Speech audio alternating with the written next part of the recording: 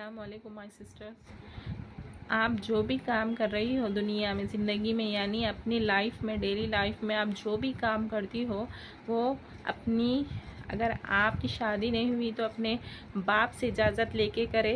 अगर आपकी शादी हो गई तो आपकी शौहर से इजाज़त लेके करे, या घर में कोई बड़े हैं उनसे इजाज़त लेके करे। बिना इजाज़त के कोई काम ना करे, क्योंकि जब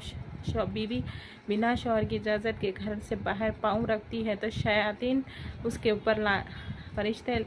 शयातीन तो उसके पीछे हो जाते हैं, मेरी बहन निकल गई घर से बोल के, और